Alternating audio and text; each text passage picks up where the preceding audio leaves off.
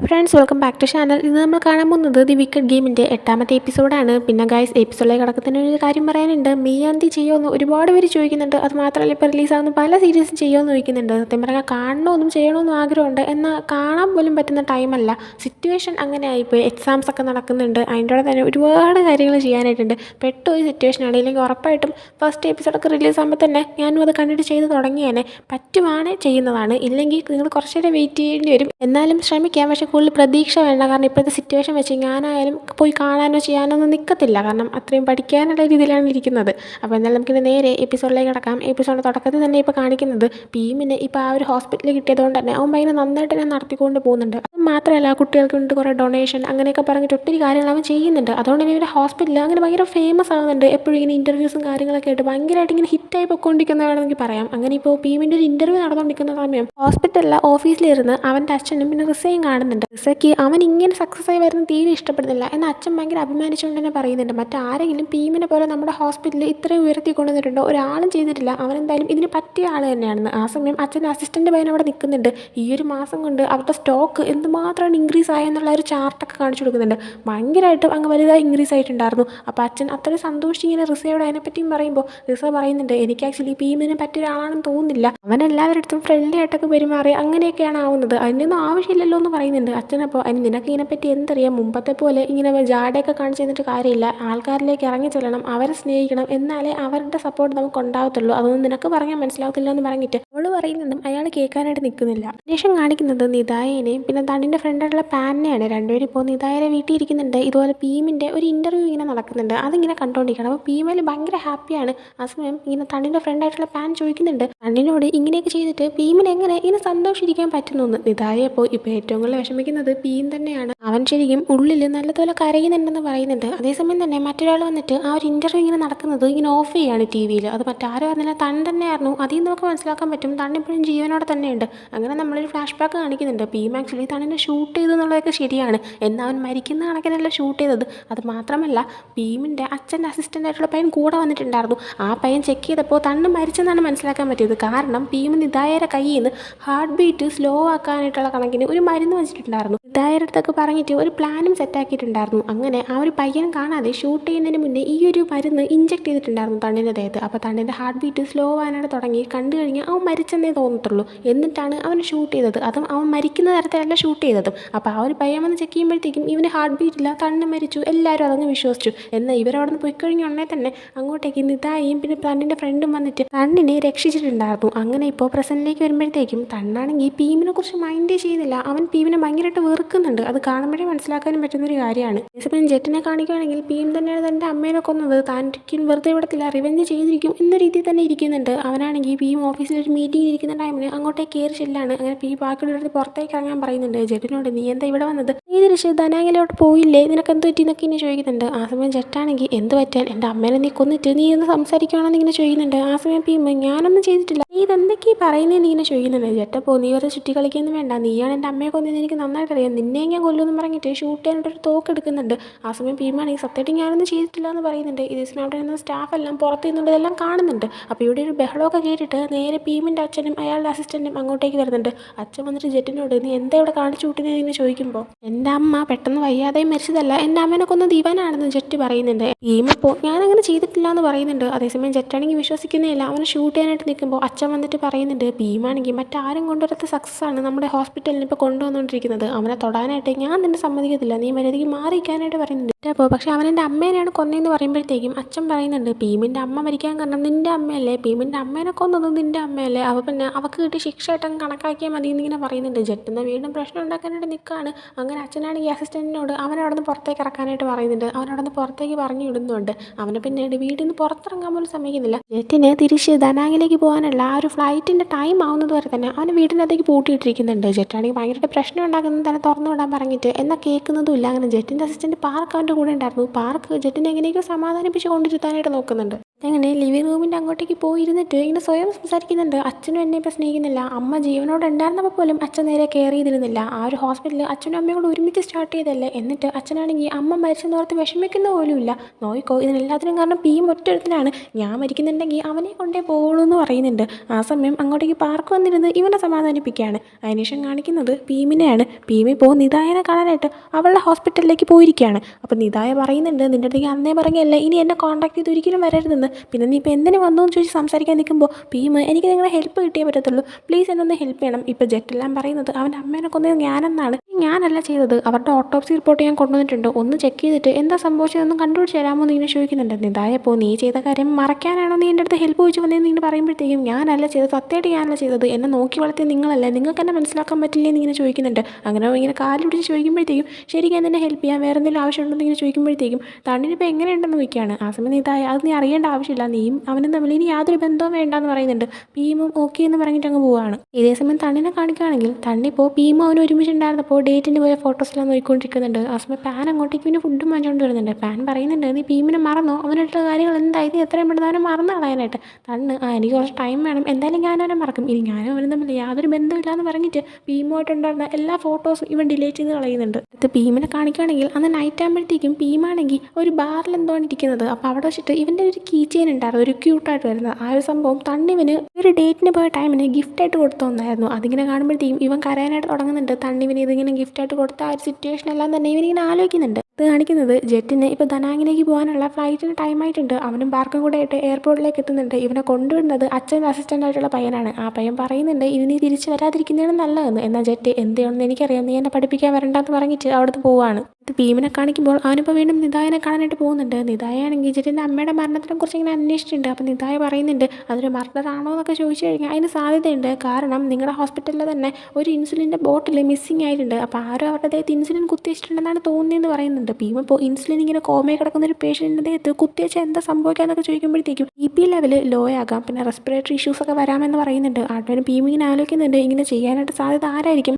ആരായാലും തെളിവൊന്നും വച്ചിട്ടുണ്ടാവാൻ സാധ്യതയില്ല എന്നൊക്കെ ഇങ്ങനെ പറയുന്നുണ്ട്. ആ സമയം ഇവനാണെങ്കിൽ ഒരാൾ ഡൗട്ട് വരുന്നുണ്ട്. അങ്ങനെ ഇവൻ നേരെ ഹോസ്പിറ്റലിലേക്ക് ചെന്നിട്ട് കാണാൻ പോകുന്ന റിസൈനാണ്. ചെന്നുള്ളത് തന്നെ ഈ ഒരു ഓട്ടോപ്സി റിപ്പോർട്ട് അവളുടെ മുഖത്ത് നോക്കി വലിച്ചെറിഞ്ഞിട്ട് ചോദിക്കുന്നുണ്ട്, ഇത് ചെയ്ത് നീയല്ലേ എന്ന്. എന്നാൽ റിസ അത് ഭീമാണ് ചെയ്തെന്നുള്ള രീതിയിലാണ് സംസാരിക്കുന്നത്. നിനക്ക് ജെറ്റിൻ്റെ അമ്മയുടെ ദേഷ്യമുള്ള കാര്യം എല്ലാവർക്കും അറിയാം, അപ്പോൾ നീ ആയിരിക്കുമല്ലോ ചെയ്തേന്ന്. എന്നാൽ ഭീം, നീ ചെയ്തിട്ട് അത് എന്നെ കുറ്റവാളിയാക്കാനായിട്ട് നീ നോക്കുന്നതല്ലേ, നടക്കത്തില്ല എന്ന് പറഞ്ഞിട്ട് ഇവൻ ഇവളോട് ദേഷ്യപ്പെടുന്നുണ്ട്. എന്നാൽ ഇവളാണെങ്കിൽ തിരിച്ചു കുറേ പറയുന്നുണ്ട്. ഇപ്പോൾ നിനക്കുള്ള പണിയാൻ തരുമെന്നും പറഞ്ഞിട്ട് അവിടെ നിന്ന് പോകുന്നുണ്ട്. അവൻ പോയി കഴിയുമ്പോൾ അവനാണെങ്കിൽ ചിരിക്കുകയാണ്. പിന്നീട് കാണിക്കുന്നത് കുട്ടികളുടെ ഹെൽത്തിന് വേണ്ടിയിട്ട് ഭീമാണെങ്കിൽ കുറച്ച് ക്യാഷ് ഡൊണേറ്റ് ചെയ്ത് എൻ്റെ ഒരു ഫോട്ടോഷൂട്ടും സംഭവങ്ങളൊക്കെ നടക്കുന്നുണ്ട്. അതിനുശേഷം അവിടെ ഉണ്ടായിരുന്ന കുട്ടികളൊക്കെ ആയിട്ട് അവൻ ഐസ്ക്രീമൊക്കെ കഴിക്കുന്നുണ്ട്. ആ പിള്ളേരായിട്ട് പാർക്കിൽ കളിക്കാനായി പോവാണ്. ആ ടൈമിന് അതേ പാർക്കിലേക്ക് തന്നെ അവനെ കൊല്ലാനായിട്ടുള്ള ഉദ്ദേശത്തിൽ ജെറ്റിൻ്റെ അസിസ്റ്റൻറ്റ് പയ്യൻ വരുന്നുണ്ട്. അവനും ജെറ്റും ദനാങ്ങിലേക്ക് പോയതാണ് എന്ന് അവരിപ്പോൾ തിരിച്ചു വന്നേക്കാണ്. അത് പലർക്കും അറിയത്തില്ല എന്നാണ് തോന്നുന്നത്. അവനാണെങ്കിൽ ആരും കാണാതെ വന്നിരുന്ന് ഇവനെ കൊല്ലാനായിട്ടൊക്കെ തോക്ക് കെടുത്ത് എയിം ചെയ്യുന്നുണ്ട്. എന്നാൽ ഷൂട്ടിങ്ങിന് തൊട്ട് മുന്നേ ആയിട്ട് റിസയുടെ അസിസ്റ്റൻറ്റ് പാൻ വന്ന് ഇവനെ തടയുന്നുണ്ട്. അവനെ ഇപ്പോൾ നിനക്ക് എന്താ വേണ്ടത്, എന്താ അവനെ രക്ഷിക്കാനായിട്ട് റിസയാണ് നിന്നെ പറഞ്ഞേച്ചെന്നിങ്ങനെ ചോദിക്കുമ്പോൾ, ടീമിനെ രക്ഷിക്കാനല്ല നിന്നെ സേഫ് ആക്കാനായിട്ടാണ് ഞാൻ വന്നത്, നോക്കിക്കേ അവിടെ ഇഷ്ടംപോലെ ഗാർഡ്സ് നിൽപ്പുണ്ട്, നീ ഇപ്പോൾ ഷൂട്ട് ചെയ്ത് കഴിഞ്ഞാൽ നിനക്ക് എന്തായാലും ജീവനോട് ഇവിടുന്ന് പുറത്തേക്ക് പോകാൻ പറ്റില്ല, ഈ കാണുന്ന സ്ഥലത്തേക്ക് ജെറ്റിനെയും കൂട്ടി വരാൻ പറഞ്ഞിട്ട് ഒരു പേപ്പർ അവൾ കൊടുക്കുന്നുണ്ട്. എന്നിട്ട് അവിടെ നിന്ന് പോകുന്നുണ്ട്. അടുത്തത് റിസയുടെ വീടിൻ്റെ ലൊക്കേഷൻ ആയിരുന്നു. അങ്ങനെ നൈറ്റ് ആകുമ്പോൾ റിസയും പാനും കൂടെ ആയിട്ട് ജെറ്റ് വരാനായിട്ട് വെയിറ്റ് ചെയ്ത് നിൽക്കുന്നുണ്ട്. വരുമ്പോൾ തന്നെ ജെറ്റ് നിനക്ക് എന്താ വേണ്ടത് ഇങ്ങനെ ചോദിക്കുന്നുണ്ട്. റിസ ഇപ്പോൾ ഭീമിനെ ഒഴിവാക്കാനായിട്ട് നമുക്ക് ഒരു ടീം ആവാമെന്ന് പറയുന്നുണ്ട്. ആ ടീമിൽ ജെറ്റ് നിനക്ക് നാണമില്ലേ, ഫസ്റ്റ് എന്നെ ഒഴിവാക്കാനായിട്ട് നീ അവനോട് ടീമായി, എന്നിട്ട് ഇപ്പോൾ അവൻ നിന്നെ പുറത്താക്കിയപ്പോഴത്തേക്കും നീ ഞാനൊരു ടീമാവാൻ വന്നേക്കാണോ, ഇത്രയും മണ്ടിയാണെന്ന് എനിക്കറിയത്തില്ലായിരുന്നു, ചുമ്മാതല്ല അച്ഛൻ നിനക്ക് ഒരു ജോലി ഏൽപ്പിക്കാത്തതെന്ന് ഇങ്ങനെ പറയുന്നുണ്ട്.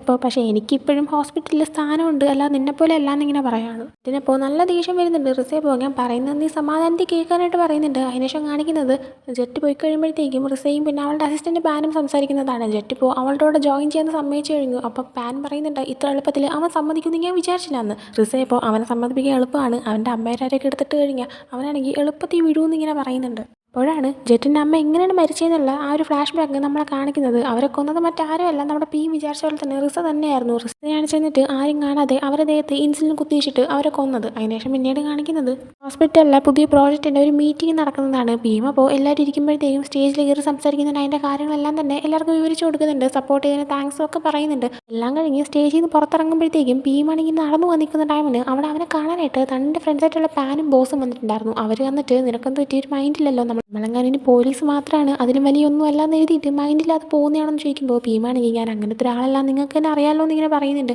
ആ സമയം എന്തായാലും നീ തന്നോട് കാണിച്ചത് ഭയങ്കര മോശം പരിപാടിയായി പോയി എന്നിങ്ങനെ പറയുമ്പോൾ ഭീമാണെങ്കിൽ ഞാൻ അവനെ ഹെൽപ്പ് ചെയ്യാനാണ് നോക്കിയെന്ന് പറയുന്നുണ്ട്. ആ സമയം പാനാണെങ്കിൽ അതെ നീ ഭയങ്കര ഹെൽപ്പായിരുന്നു എന്നൊക്കെ പറഞ്ഞിട്ട് ഭീമിനെ വേദനിപ്പിക്കുന്ന രീതിയിൽ സംസാരിച്ചിട്ട് അവരോടൊന്ന് പോവുകയാണ്. ആ സമയം അച്ഛനാണെങ്കിൽ ഭീമിനെ 2-3 ആൾക്കാർക്ക് പരിചയപ്പെടുത്തി കൊടുക്കാനായിട്ട് അങ്ങോട്ടേക്ക് വിളിക്കുന്നുണ്ട്. ആ സമയം റിസയാണെങ്കിൽ ആരെയോ കോൾ ചെയ്തിട്ട് എന്തോ കാര്യം പറയുന്നുണ്ട്. പെട്ടെന്ന് തന്നെ അവിടുത്തെ കറണ്ട് പോകുന്നുണ്ട്. ഭീമിനൊന്നും സംഭവിക്കാതിരിക്കാനായിട്ട് അവനെ സേഫ് ആക്കാനായിട്ട് അച്ഛൻ്റെ അസിസ്റ്റൻറ്റ് പയ്യൻ ഭീമിനെ ആണെങ്കിൽ പെട്ടെന്ന് തന്നെ അവിടെ നിന്ന് പറഞ്ഞയക്കുന്നുണ്ട്. അങ്ങനെ പിന്നീട് ഭീമാണെങ്കിൽ കാറിൽ കയറി പോകുന്ന സമയത്ത് അവൻ നോക്കുമ്പോഴത്തേക്കും പരിചയമില്ലാത്തൊരു ഡ്രൈവറായിരുന്നു ഇരിക്കുന്നുണ്ടായിരുന്നത്. അങ്ങനെ അയാളെടുത്താലും നീ ആരെയും കണ്ടിട്ടില്ലല്ലോ എന്നൊക്കെ ചോദിക്കുമ്പോഴത്തേക്കും ഞാൻ ഇന്ന് ജോയിൻ ചെയ്തേ ഉള്ളൂ സാർ എന്നൊക്കെ പറഞ്ഞിട്ട് അയാൾ സംസാരിക്കുന്നുണ്ട്. എന്നാൽ ഭീമിന് കാര്യം മനസ്സിലാക്കാൻ പറ്റുന്നുണ്ട്. ഇവനായിട്ട് പണി കൊടുക്കാനായിട്ട് കയറിയിരിക്കുന്നതാണ് ജെറ്റോ ആരോ പറഞ്ഞയച്ചിരിക്കുന്നതായിരുന്നു. അതുകൊണ്ട് പതുക്കെ അവൻ്റെ ടൈ അഴിക്കുന്നുണ്ട്. എന്നിട്ട് ആൾ കുറവുള്ള ഒരു ഇടവഴിയിലുള്ള ഒരു റോഡിലോട്ട് കയറുന്ന ടൈമിന് ഇയാളുടെ കഴുത്തിൽ കൂടെ ആ ഒരു ടൈ എടുത്ത് അവനങ്ങ് ഇട്ട് കുരുക്കുന്നുണ്ട്. അങ്ങനെ ഇയാളെ ബോധം കെടുത്തുന്നുണ്ട്. ഇവൻ എങ്ങനെയൊക്കെ വണ്ടി കൺട്രോൾ ചെയ്ത് നിർത്തുന്നുണ്ട്. എന്നിട്ട് അവൻ വണ്ടിയിൽ നിന്ന് ഇറങ്ങി അങ്ങ് പോവാണ്. ആ സമയം ഇവൻ അറ്റാക്ക് ചെയ്യാനായിട്ട് മറ്റൊരാൾ വരുന്നുണ്ട്. അയാളെ എങ്ങനെയൊക്കെ അടിച്ചിട്ടിട്ട് ഇവൻ പോകാനായി ശ്രമിക്കുന്നുണ്ട്. ആ സമയം ഈ അറ്റാക്കിൻ്റെ ഇടയിൽ ഇവനും പരിക്കുപറ്റിയിട്ടുണ്ടായിരുന്നു. അങ്ങനെ എങ്ങനെയൊക്കെ നടന്നു പോകുന്ന ടൈമിന് പെട്ടെന്ന് ജെറ്റും പാർക്കും കൂടെ ആയിട്ട് കാറിൽ വരുന്നുണ്ട്. ഇവനെ അങ്ങോട്ട് മയക്കിയിട്ട് അവർ വണ്ടി കയറ്റിക്കൊണ്ട് പോവാണ്. ടീമിനെ എവിടെയോ കൊണ്ടുപോയിട്ട് കെട്ടിയിടുന്നുണ്ട്. ജെറ്റാണെങ്കിൽ നന്നായിട്ട് അടിച്ചിട്ട് എൻ്റെ അമ്മ മരിക്കാൻ കാരണം നീയാണ്, അച്ഛൻ എന്നെ വെറുക്കാൻ കാരണം നീയാണ്, എല്ലാം കൊണ്ടുപോയി നീ ഒറ്റ എടുത്തിനാണ്, നിന്നെ ഞാൻ കൊല്ലുമെന്ന് പറയുന്നുണ്ട്. ഭീം അപ്പോൾ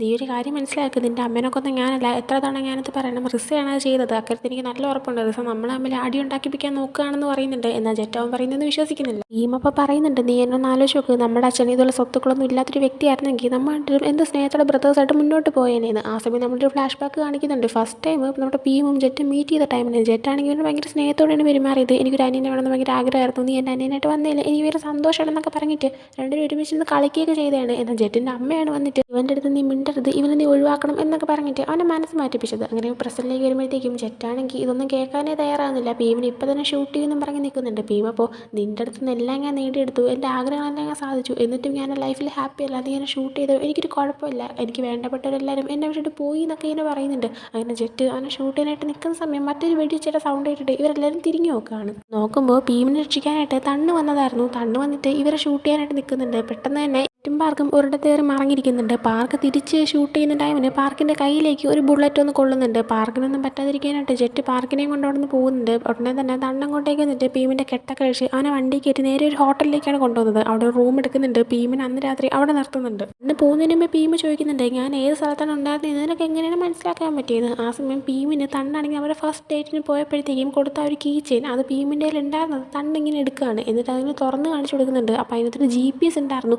അതുള്ളതുകൊണ്ടാണ് അവനിപ്പോൾ കണ്ടുപിടിക്കാൻ പറ്റിയെന്ന് ഭീമിന് മനസ്സിലാവുന്നുണ്ട്. എന്നാൽ തണ്ണാണെങ്കിൽ ഇപ്പോൾ ആ ഒരു GPS റിമൂവ് ചെയ്തിട്ട് ആ ഒരു കീ ചെയിൻ തിരിച്ച് അവൻ്റെ കൊടുക്കുന്നുണ്ട്. ഇതായ എന്നെ ഒരിക്കൽ ഹെൽപ്പ് ചെയ്തിട്ടുള്ളതാണ്, അതുകൊണ്ടാണ് ഞാൻ അവർക്ക് വേണ്ടിയിട്ട് നിന്നെ ഹെൽപ്പ് ചെയ്യാൻ വന്നത്, അല്ലാതെ വേറൊന്നും കൊണ്ടല്ല, ഇനി ഞാൻ വരാൻ നിൽക്കത്തില്ല എന്ന് പറഞ്ഞിട്ട് തണ്ണ് പോകാനായി തുടങ്ങുന്നുണ്ട്. എന്നാൽ ഭീമ് തണ്ണിനെ ഹഗ് ചെയ്യാണ്. എന്നാൽ തണ്ണ് ഭീമിനെ പിടിച്ച് മാറ്റിയിട്ട് ഇങ്ങനെ ചെയ്യരുത് ഭീം എന്നിങ്ങനെ പറഞ്ഞിട്ട് അവിടെ നിന്ന് പോകുന്നുണ്ട്. തണ്ണ് പോയി കഴിയുമ്പോഴത്തേക്കും ഭീം കരയാനായിട്ട് തുടങ്ങുകയാണ്. മാറി നിന്ന് തണ്ണും കരയുന്നുണ്ട്. പിന്നീട് അടുത്ത ദിവസം രാവിലെ ആകുമ്പോൾ തണ്ണ് ഭീമിനെ വിളിക്കാനായിട്ട് വരുന്നുണ്ട്. ഫസ്റ്റ് ചെന്ന് ഡോറിൽ തട്ടുമ്പോൾ ഭീമാണെങ്കിൽ തുറക്കുന്നുണ്ടായിരുന്നില്ല. അങ്ങനെ തണ്ണേനെ ഡോർ ഓപ്പൺ ചെയ്ത് നോക്കുമ്പോഴത്തേക്കും ഭീം നല്ല ഉറക്കമായിരുന്നു. തണ്ണ് കുറച്ച് നേരം ഭീമിനെ പോയി നോക്കിക്കൊണ്ടിരിക്കുന്നുണ്ട്. സമയം ഭീം ഉണരുവാണ്. തണ്ണാ സമയം ഭീമിൻ്റെ അടുത്ത് ഫ്രഷ് ആയിട്ട് വാങ്ങാൻ തന്നെ തിരിച്ച് കൊണ്ടുവിടാന്ന് പറഞ്ഞിട്ട് അവിടെ നിന്ന് പോവുകയാണ്. അങ്ങനെ ഭീമും ഫ്രഷ് ആയിട്ട് വരുന്നുണ്ട്. തണ്ണിൻ്റെ അവിടെ ബൈക്കിൽ കയറി അവനങ്ങ് പോവുകയാണ്. അതേസമയം ഭീം കഴിഞ്ഞ ദിവസം ആ ഒരു മീറ്റിങ്ങിന് ശേഷം എവിടെയാണ് പോയെന്ന് അച്ഛനൊരു പിടുത്തമില്ല. ഭീമിന് എന്ത് പറ്റിയെന്നും അച്ഛന് ഡൗട്ടുണ്ട്. ആ സമയം റിസ വന്നിട്ട് ജെറ്റാണ് ഭീമിനെ കൊണ്ടുപോയെന്ന് തോന്നുന്നു, നോക്കിക്കുക അച്ഛാ, ജെറ്റാണെങ്കിൽ ദനാങ്ങിലേക്ക് പോയിട്ട് തിരിച്ച് അവിടെ നിന്നൊരു ഫ്ലൈറ്റ് പിടിച്ച് ഇങ്ങോട്ടേക്ക് തിരിച്ച് വന്നിട്ടുണ്ടെന്ന് പറയാണ്. ഇപ്പോൾ റിസയാണെങ്കിൽ ജെറ്റിന് വിട്ട് പണി കൊടുക്കാനായിട്ട് നിൽക്കുന്നുണ്ട്. അതേസമയം ജെറ്റിനെ കാണിക്കുമ്പോൾ അവനവൻ്റെ വീട്ടിൽ നിൽക്കുകയാണ്. ആ സമയമാണ് അങ്ങോട്ടേക്ക് അച്ഛൻ്റെ അസിസ്റ്റൻറ്റും വേറെ കുറേ ആൾക്കാരും ഇവനെ പിടിച്ചുകൊണ്ട് പോകാനായിട്ട് വരുന്നത്. അച്ഛനെ കാണിക്കുകയാണെങ്കിൽ അച്ഛനിപ്പോൾ പാർക്കിനെ പിടിച്ച് വെച്ചേക്കുകയാണ്. ജെറ്റിൻ്റെ അസിസ്റ്റൻ്റ് ആയിട്ടുള്ള പയ്യനെ അവനെ പിടിച്ച് വെച്ചിട്ട് അവൻ നന്നായിട്ട് അടിക്കുന്നുണ്ട്. ഭീമിനെ എങ്ങോട്ടാണ് കൊണ്ടുപോയത്, ഭീമിനെ നിങ്ങളല്ലേ കൊണ്ടുപോയെന്നൊക്കെ ഇങ്ങനെ ചോദിച്ചിട്ട് ജെറ്റിനെ ആ സമയം അങ്ങോട്ടേക്ക് കൊണ്ടുവരുന്നുണ്ട്. പാർക്കിന് ഇതുപോലെ അച്ഛൻ അടിക്കുന്നത് കാണുമ്പോഴത്തേക്കും പാർക്കിനെ രക്ഷിക്കാനായിട്ട് പാർക്കിൻ്റെ അടുത്തേക്ക് ഓടി ചെല്ലുന്നുണ്ട്. എന്നാൽ അച്ഛനാണെങ്കിൽ ജെറ്റിനെ പിടിച്ച് മാറ്റിയിട്ട് ജെറ്റിനെ അടിക്കാനായിട്ട് തുടങ്ങുകയാണ്. ഇതേ സമയം ഭീമിനെ തണ്ണാണെങ്കിൽ ഇവരുടെ വീടിൻ്റെ ഫ്രണ്ടിലേക്ക് കൊണ്ടാക്കിയിട്ടുണ്ടായിരുന്നു.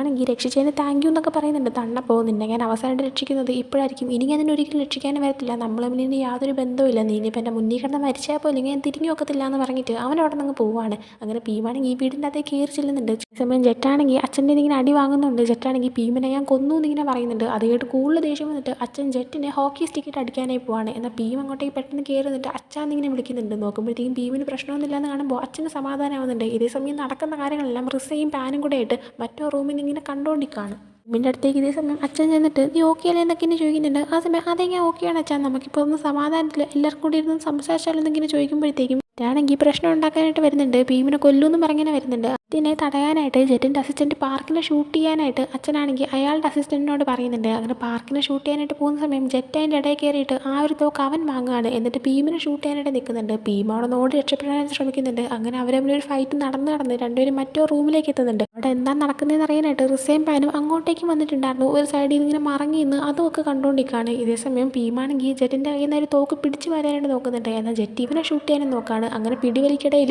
ടച്ചിന് വെടി കൊള്ളുന്നുണ്ട്. അതും കാണിച്ചുകൊണ്ടാണ് ഈ ഒരു എപ്പിസോഡ് ഇവിടെ എൻഡ് ആവുന്നത്. സോ ഈ ഒരു എപ്പിസോഡ് നിങ്ങൾക്ക് ഇഷ്ടപ്പെട്ടെങ്കിൽ ലൈക്ക് ചെയ്യുക, ഷെയർ, സബ്സ്ക്രൈബ് ചെയ്യുക. പുതിയ വീഡിയോ ഇട്ട് വരുന്നവരെ ബൈ.